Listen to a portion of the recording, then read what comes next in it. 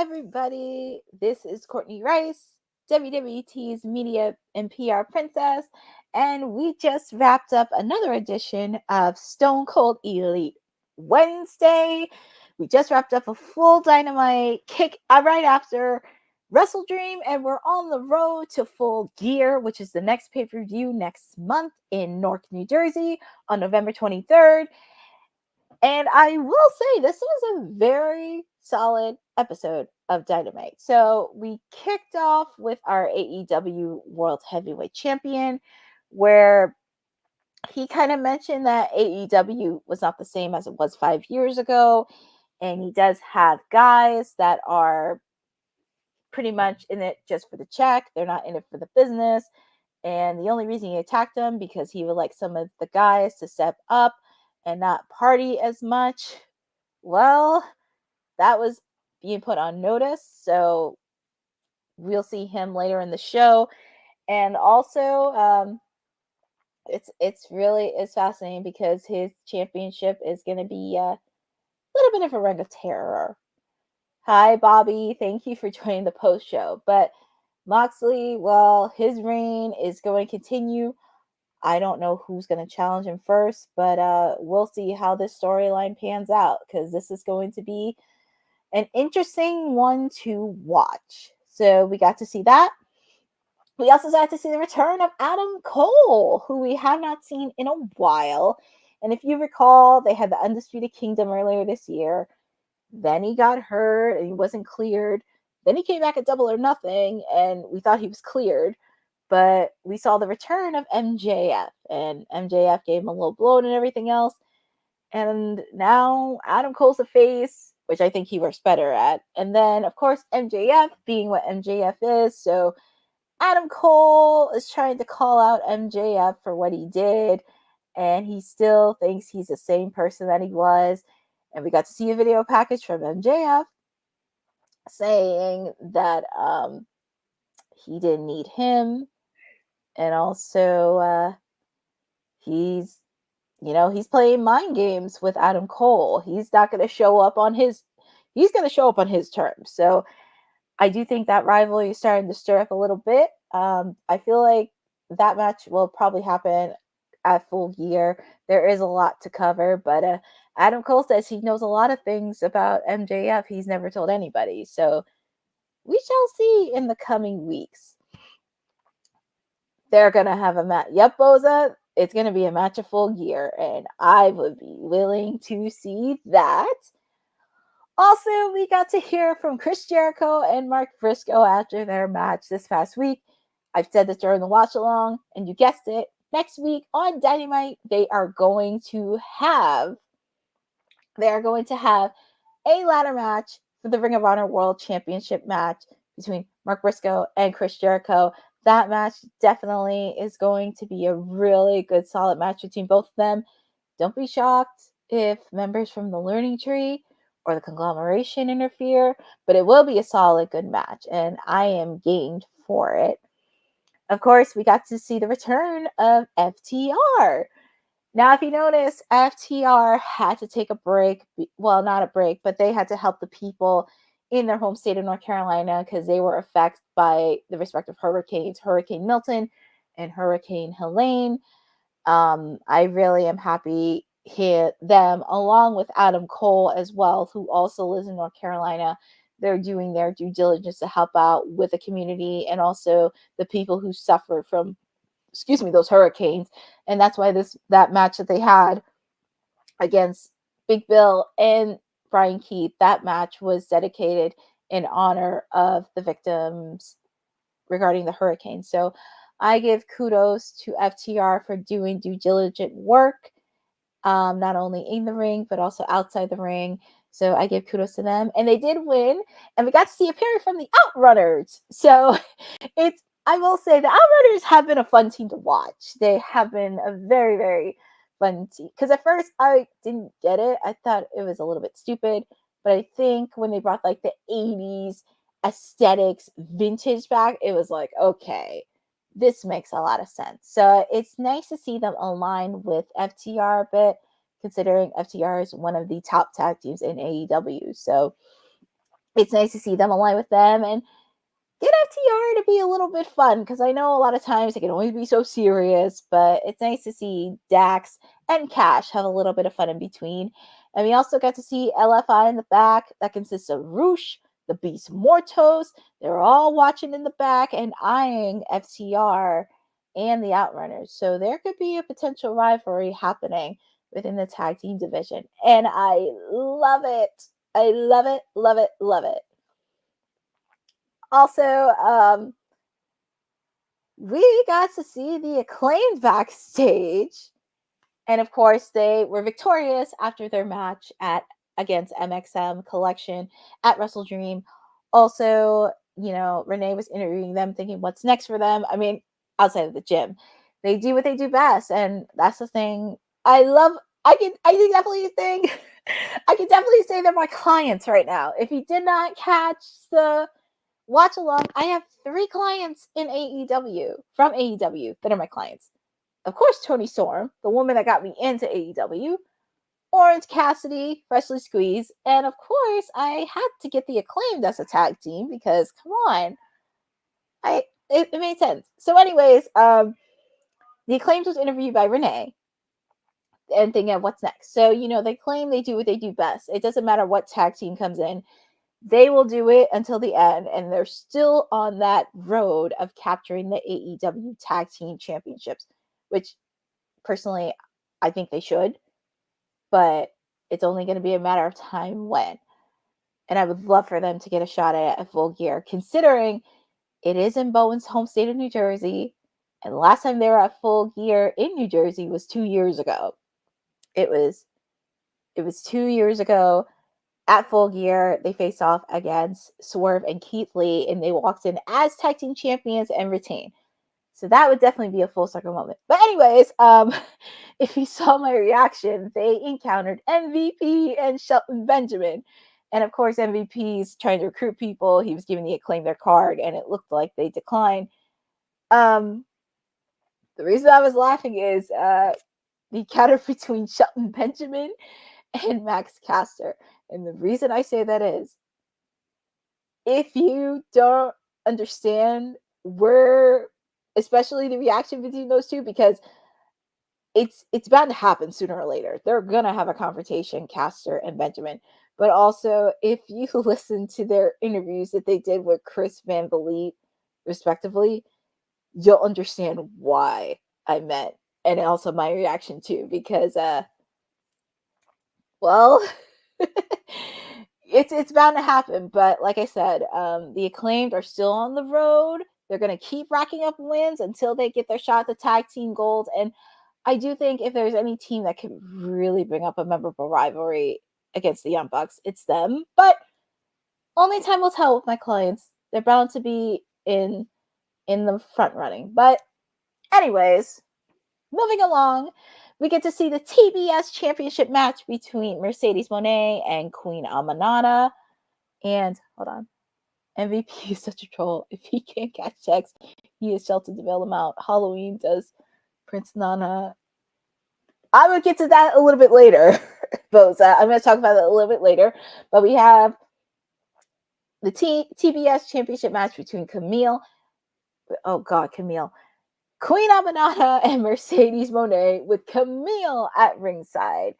And I will say, this was probably one of the toughest tests of Mercedes, because it did look like she was a little bit terrified of Queen Amanada, as she should, because Queen Amanada is no slouch. And I'm so happy that she had a really good solid match. And she gave a headbutt to Camille, which you never see that happen. First, Chris Statlander gave her a kick in the face, and now Queen Amanada. I will tell you, some of these ladies are not backing down for Mercedes and Camille. And I love that. I love seeing that. But unfortunately, of course, your still TBS champion is Mercedes Moné. But Queen Amanada had a good showing, and I definitely could see that in the future. So I'm very proud of her. That also, one of the things that really kind of would have put it all together, it would have been nice to see Chris Statlander come in, because I know she has a feud with Camille, and it would have been nice to continue that, especially what happened last week on Dynamite. She could have made a little appearance on Wrestle Dream with Queen Aminata, but it just would have been nice to see Crest Statlander come in again and try to intimidate Camille, because that's who she wants first before she gets to Mercedes. And I would love to see that match between her and the Brick House. Mercedes Moné next week in the future could be Athena and Diana. I could see that. Athena. Definitely Athena, and also Diana Purrazzo, because she is a master of submission. So I could see them both being a threat to her in the near future for the TBS championship. But congratulations to Mercedes Moné on being TBS champion. Also,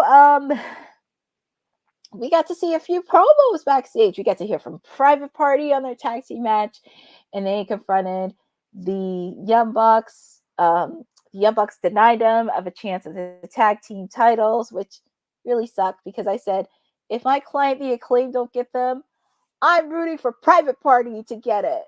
I will be rooting for them, because it's okay. And also, a little known fact, the Acclaimed and Private Party have never fought against each other. I know, it's so weird and odd, but they never fought against each other. And I would be all in on that. So I'm okay with the Acclaim not getting the titles yet, but I'm rooting for Private Party to do it. But unfortunately, Young Bucks denied them. And also, I do see potential for Private Party in the future. I do believe that it's only going to be a matter of time for them to pull the trigger to become tag team champions. So I would be all in on that. Anyways, turning back, today is Kenny Omega's birthday. It's his 41st birthday, and unfortunately, the Elite gave him a very drastic birthday gift, where it was actual guts thrown onto a birthday cake. But we haven't seen Kenny in a while. We haven't seen him for the last couple months after that heinous attack from the Elite, and also he had to get surgery done, but he looks like he's better than ever. He will be wrestling in January of next year, I believe, at the Tokyo Dome.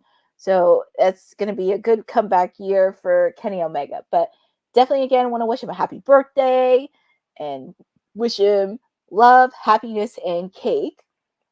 We get to our next match, the trios match between members of the conglomeration that include Rocky Romero, Orange Cassidy, and Kyle O'Reilly, taking on the Elite, AEW Tag Team Champions, Young Bucks, and Kazuchika Okada.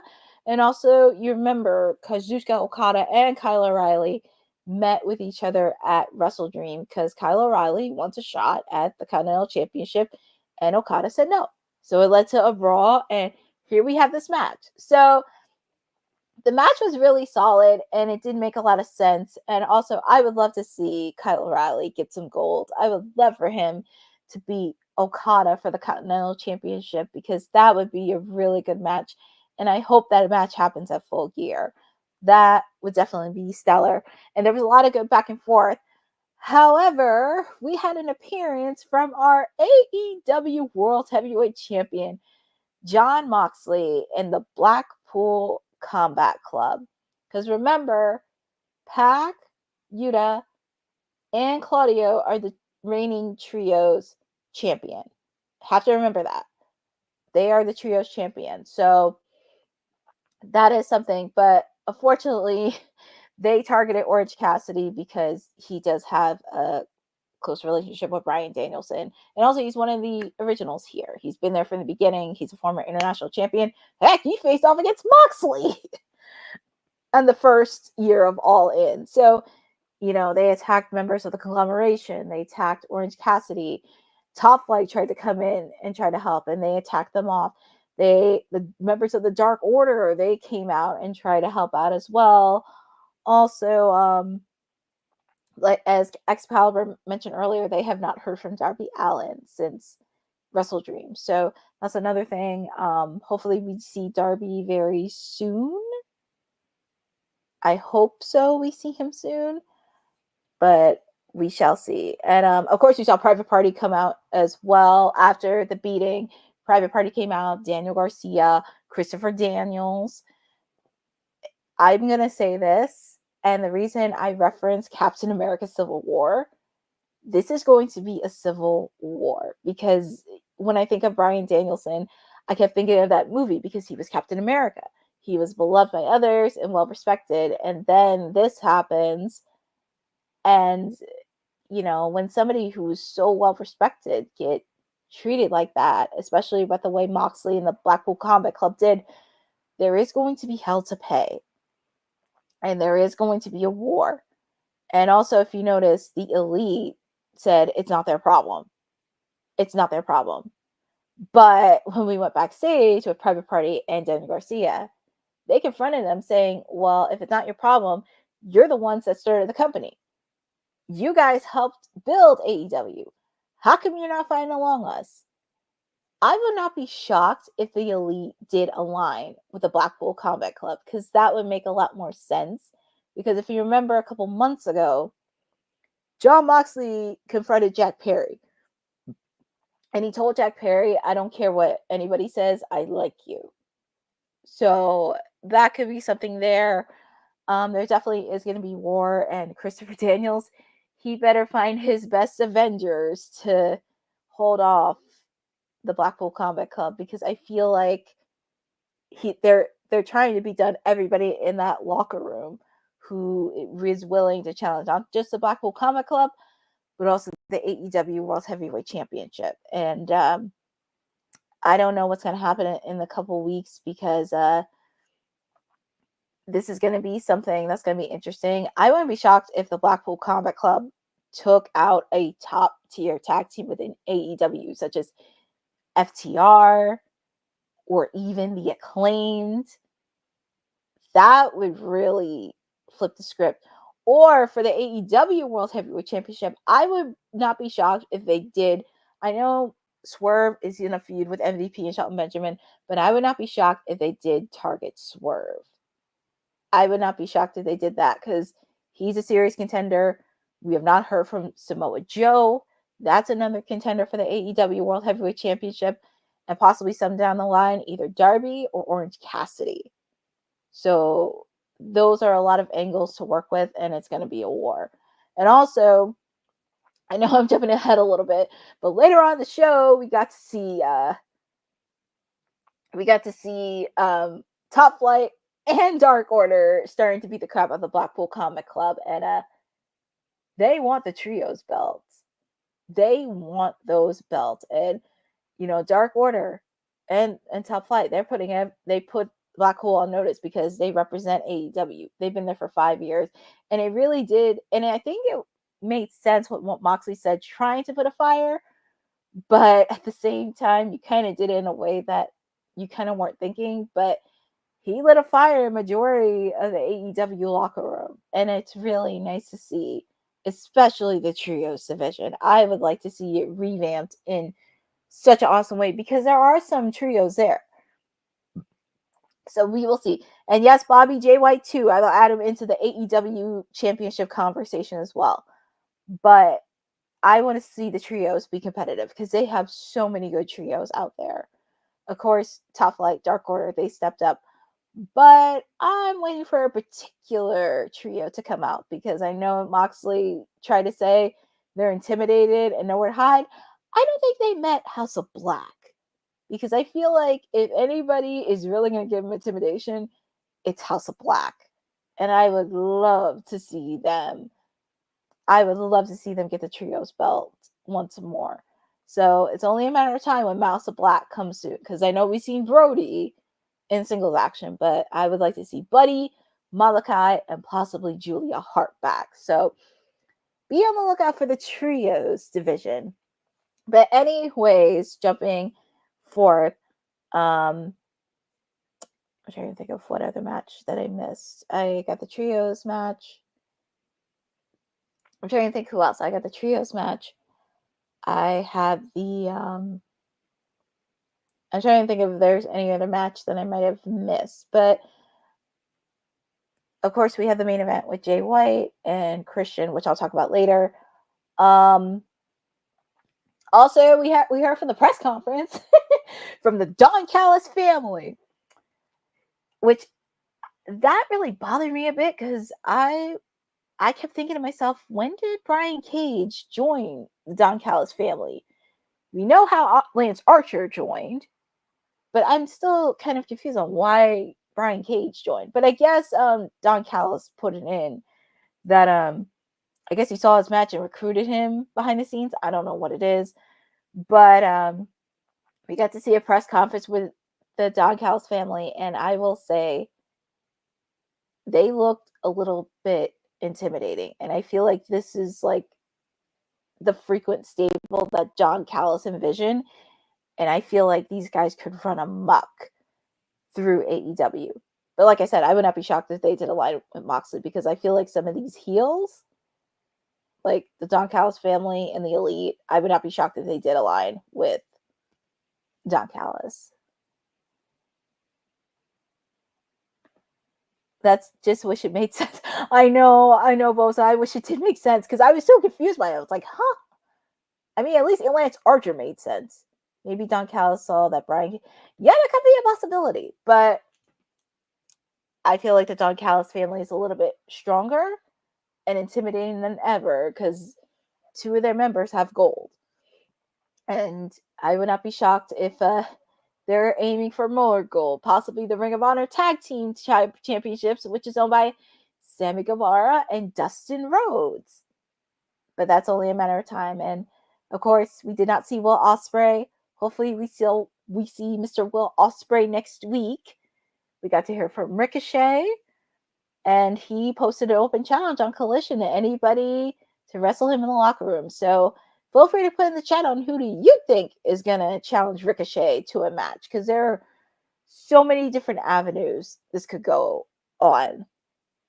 So many different avenues. And also, I would not be shocked if there was an alliance between Ricochet and Will Ospreay, because I know Will Ospreay cannot fight the entire Don Callis family himself. He's going to need some reinforcements. So hopefully him and Ricochet have a little unity together to take down it, because also Ricochet got screwed twice because of Takeshita. So that's going to pile up in a couple weeks, and I'm very intrigued to see that.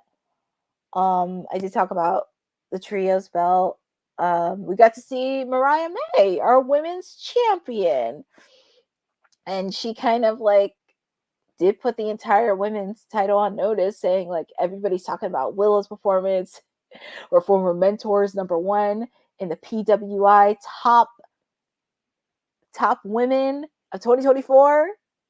My client, Timeless Tony Storm, my client.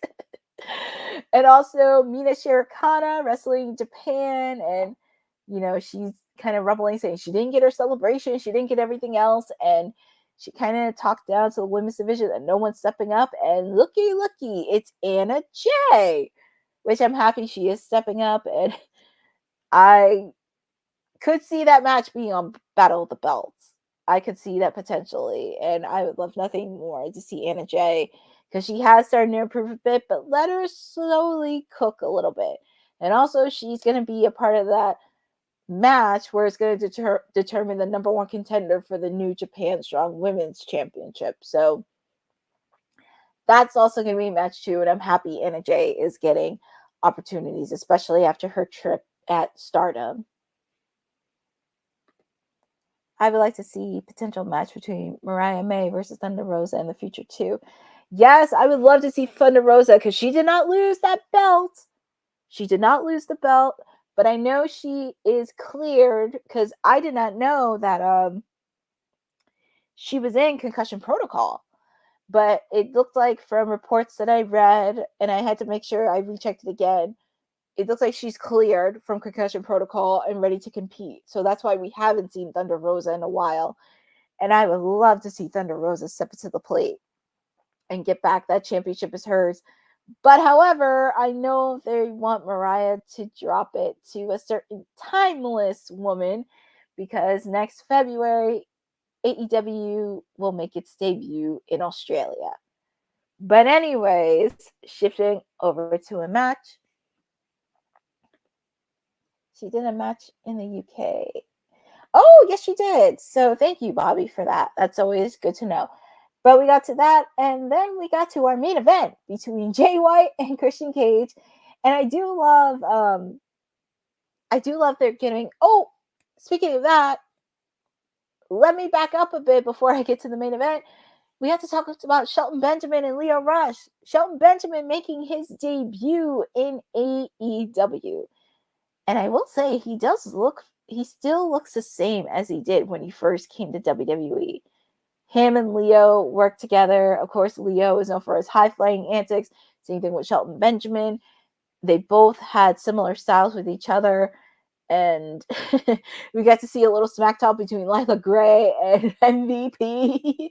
And I would love to see Lila Gray be used more outside of ringside because she's a tough cookie. And I love to see her get involved in some of the guys' matches.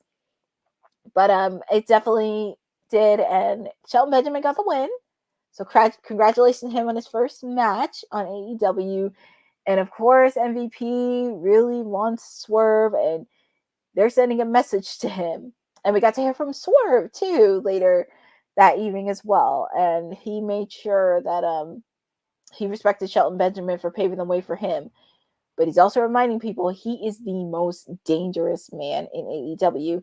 And 2 weeks from tonight on Fright Night, it will be Swerve versus Shelton Benjamin.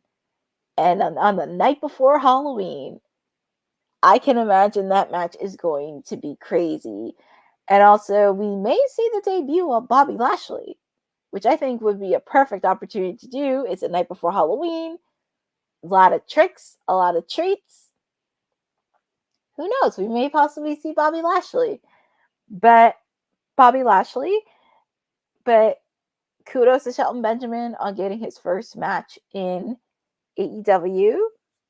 Yay. So we got to do that. We went over Mariah May. I'm trying to think of what other thing I'm missing before the main event. So we finally got to the main event between Jay White and Christian. I actually love this because I know a lot of times AEW depends on the top stars like Kenny, Bryan, MJF, and also Moxley. But I like how they're giving opportunities to stars who've been around the block that are still players of AEW, such as Jay White and Christian. And also, it makes a lot of sense considering Jay White has been wanting to get his hands on Christian. And also, very weird, we got to see Juice Robinson and Colton Gunn. We didn't see Austin Gunn, so I don't know what's that there. And then, of course, Luchasaurus has been dealing with a serious medical condition, and we get to see Nick Wayne and his mommy at ringside for Christian.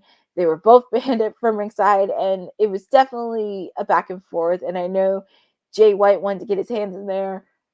Also, of course, we got to see Kip Sabian, and we got to see Mr. Hangman Adam Page, which he's not over his loss from Jay White at Wrestle Dream. But unfortunately, Kip Sabian made a little bit of a miserror, and Hangman gave his finisher, and soon enough, Christian got the win. So this whole situation is far from over, and I know Jay White wants to get his hands on not just Hangman, but also Kip Sabian as well for entering his business. So I would not be shocked if there was a match at Full Gear between Hangman and Jay White again. But the road to... I would probably give this episode a solid... I'm actually going to give it a 9 out of 10. Because I'm happy to see some stars who've definitely been around the block for so long really step up to the plate. It is so nice to see some stars who've been around for 5 years really step up to the plate and really take a stand. Most specifically against Moxley. But like I said, I don't know when we're going to see Darby Allin. Hopefully we see him soon, because this is going to be Civil War. And also, like I said, it's going to be Civil War. I don't know who Moxley is going to strike next. But like I said, I would not be shocked if he because I know he's trying to take all of his competitors for his title because he doesn't want nobody defending it. But like I said in the watch along, there are a few people that really are gunning for the AEW World Heavyweight Championship. There's Swerve. We haven't seen Samoa Joe back, but when he returns, he wants that belt. Jay White, of course, Orange, Darby, and also don't forget Christian has a contract for a guaranteed AEW World Heavyweight Championship match. So that's also another thing too. Hi, Chris Division. Thank you for joining the stream. And yeah, feel free to check out my previous stream on the watch along that I did on AEW Dynamite. I'm just wrapping up my post show here.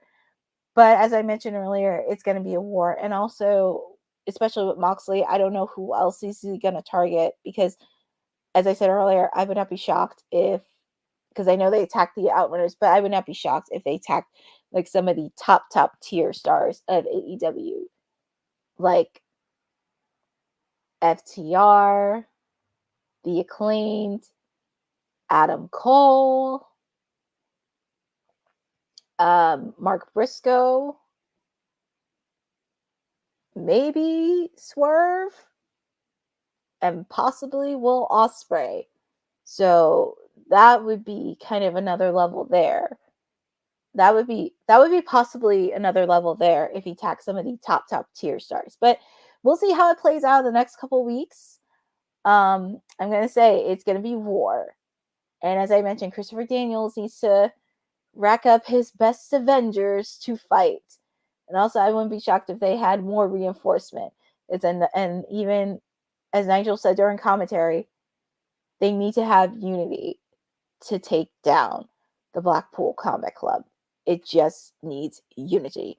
And also, they will be getting more reinforcements on the way. Because as I mentioned, we haven't seen House of Black for a while. We also have the Bang Bang Gang. We also have the Bang Bang Gang and have many other teams. So it's only a matter of time when a lot can happen. But this has been a really solid episode of Dynamite. As I mentioned, I give it a 9 out of 10. And it really did follow up after Wrestle Dream. And we are switching gears into full gear. You see what I did there? But we're continuing to be on the road. And also, we had some matches announced for Collision. We have the Outrunners taking on Rouge and the Beast Mortos in tag team action this Saturday. We get to see Cloud Fletcher versus Atlantis Jr. also on Collision. I know we haven't seen any matches for Battle of the Belts yet, but they'll probably be announced on social between now and Thursday because Collision and Battle of the Belts is going to be taped and will be aired on Saturday. So we'll probably see some. Bobby. Mariah May is definitely going to wrestle Anna Jay for Battle of the Belts. Also, we'll probably see the Trios Championship defended at Battle of the Belts as well. Possibly either one-on-one or possibly a triple threat match between Blackpool Combat Club, Dark Order, and Top Flight. And they want to make sure they take out every trios, but they haven't. Oh, nice. Thank you, Bobby, for that announcement that it was announced on. It was just announced that it's going to be.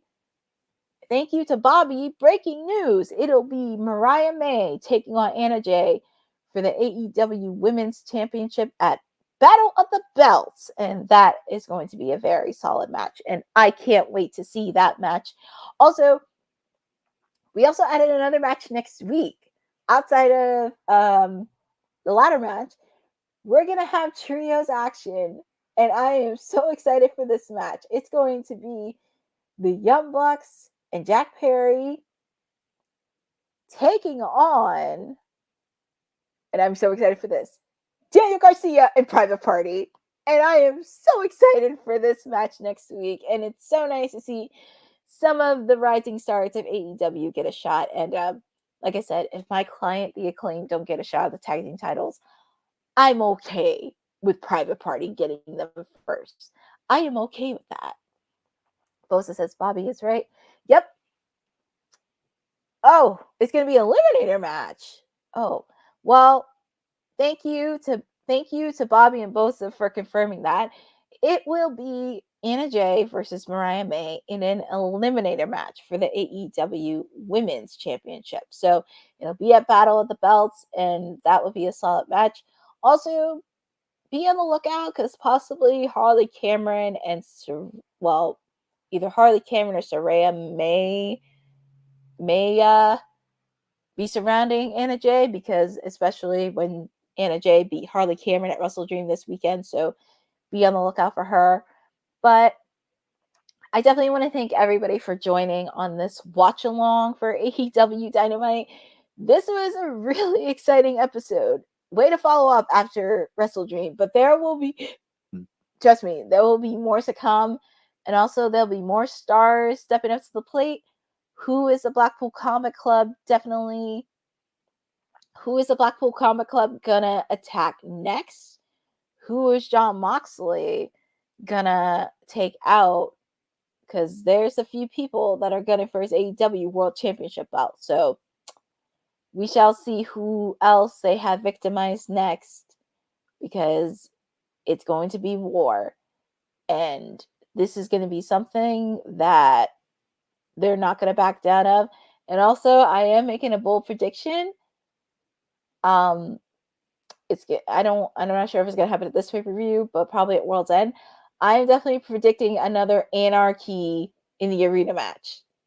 It just makes so much more sense. I predict anarchy in the arena. I don't know what's going to happen with that one, but it's going to be anarchy in the arena. All right, so Collision and Battle of the Belts is taped tomorrow in Stockton. I would imagine tomorrow and Friday's matches would be. Yep, it would be. And also they just announced a match for Rampage. It will be Private Party taking on MXM Collection, and this would be so awesome to see, because last time MXM faced off against Private Party, they lost. So this is where Private Party needs to step up, and if they want to be on the path of the tag team champions, they have to start getting wins. So unfortunately, one of my clients was not doing great, Orange Cassidy. But I am very excited to spend it with all of you. This has been a wonderful post show, and I hope you enjoyed the watch along for AEW Dynamite. Definitely want to give a shout out to Boso and Bobby in the chat for hanging in there, especially during this post show, giving my thoughts and feedback as well. Feel free to check me out. I am here hold on, let me see. I would think Orange would be the first challenger of Full Gear. Darby is. Well, don't say he's hiding. I'm going to say he's hiding. He's probably in shock. Don't say he's hiding. But, yeah, I mean. Yeah, I do think it's time for Orange, because, like I said, he's a 2-time AEW International Championship. It's time for him to get a shot at AEW Gold. So, my client's definitely going to get it. But anyways, thank you guys so much for joining this watch along. This has been a really fun episode. You can always find me here. You can always find me here every Monday, Wednesday, and Friday on WWT Live. Every Wednesday is Stone Cold Elite Wednesday. I will be doing my watch along for Dynamite every Wednesday. So feel free to don't miss out. You can always follow me on Instagram and Twitter on @CourtneyNJ11, where I have everything update. And I'm always happy to talk anything AEW. So hope you guys have a good night, and I will see you here next week.